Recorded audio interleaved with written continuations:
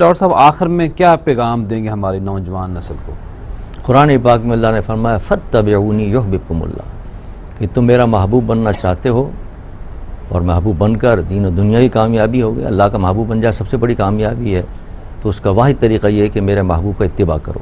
پیغام یہی ہے کہ حضور اکرم صلی اللہ علیہ وسلم کا اتباع کریں زندگی کے ہر گوشے کے اندر، خواہ وہ سیاست کا گوشہ ہو، خواہ وہ اقتصادیات کا ہو، خواہ وہ معاشیات کا ہو، خواہ وہ سماجیات کا ہو، خواہ وہ تجارت ہو، ہماری ہر شعبے کے اندر ہم اپنے محبوب نبی کا اتباع کریں تو یقیناً ہر شعبے میں انشاءاللہ ہمیں ترقی ملے گی، کامیابی ملے گی، اس جہاں میں بھی کامیابی ہوگی اور اس جہاں میں بھی کامیابی ہوگی۔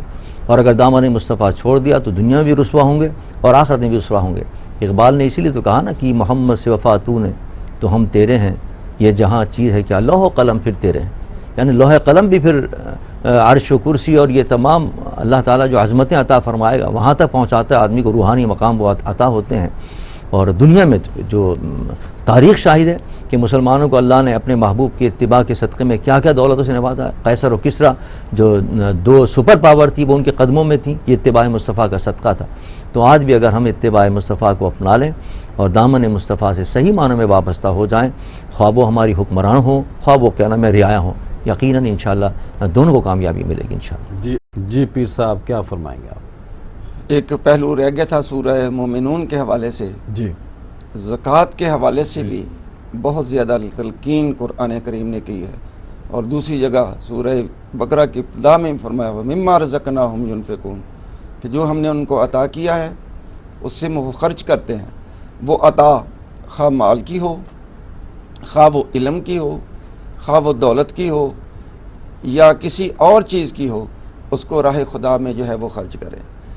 آج کل کے نوجوان ان کے لیے یہ پیغام ہے کہ وہ اللہ کے دیے ہوئے مال سے، علم سے، دوسری اشیاء سے، آواز سے لوگوں کو جو ہے وہ فائدہ پہنچائیں تاکہ ان کا یہ فیضان جو ہے وہ جاری اور ساری رہے۔ تو یہ چیزیں ہیں جو ہماری کامیابی زندگی کے لیے بڑی ضروری ہیں۔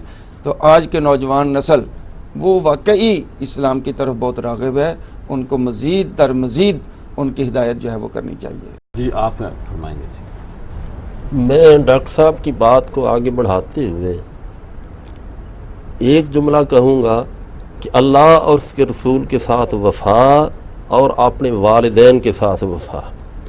جہاں اللہ اور اس کے رسول کے ساتھ وفا ضروری ہے، وہاں والدین کا احترام، ان کی بات کو ماننا، ان کی عزت اور تکریم کرنا، یہ بھی نوجوان کے لیے ضروری ہے۔ اور یہی تعلیم ہمیں ہمارے مذہب نے، دین اسلام نے دی ہے۔ بلکہ اگر آپ دوسرے مذاہب کا بھی مطالعہ کریں تو یہی چیز معلوم ہوتی ہے کہ اللہ اور اس کے رسول کی اطاعت اور والدین کا احترام، یہ بنیادی چیزیں ہیں۔ اگر آج کے نوجوان ان چیزوں کا خیال رکھے گا تو انشاءاللہ ہم انقلاب کی طرف بڑھ سکتے ہیں۔ یہ انقلاب کی طرف پہلا قدم ہے۔ جی علامہ صاحب کیا پیغام دیں گے؟ وہ کون سے کام چھوڑنے چاہیے، وہ کون سے کام ہمیں کرنے چاہیے؟ کہ اب میری عمر تقریباً 70 سال ہو گئی ہے، اور میں نے جو محسوس کیا ہے لگتی نہیں 70 وہ میں نوجوانوں کی خدمت میں عرض کرنا چاہتا ہوں کہ میری جو کامیابی کا راز ہے الحمدللہ وہ یہ ہے کہ قرآن پاک سے اپنا رشتہ جو ہے کبھی کمزور نہ ہونے دیں، اور سرور کائنات صلی اللہ علیہ وسلم کی اطاعت اور فرما برداری اختیار کریں۔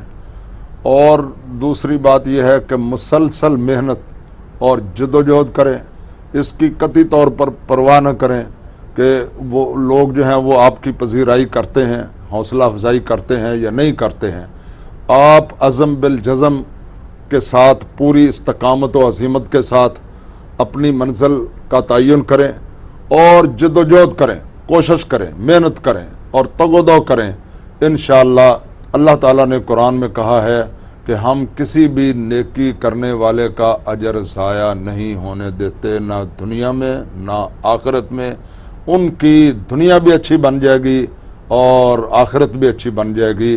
استقامت شرط ہے، اور سب سے بڑی بات جو جس طرح جناب ابو الخیر صاحب نے فرمایا کہ محمد سے وفات ہونے تو ہم تیرے ہیں، یہ جہاں چیز ہے کیا، لوح و قلم تیرے ہیں۔ دوسری بات ساتھ یہ بھی شامل فرما لیں کہ وہ زمانے میں معزز تھے مسلمان ہو کر، اور ہم خوار ہوئے ہیں تارک قرآن ہو کر۔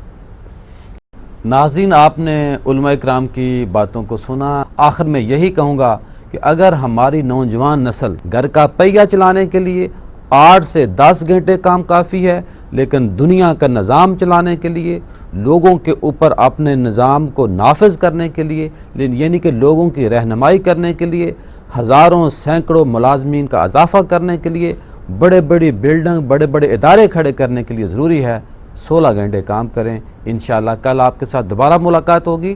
السلام علیکم۔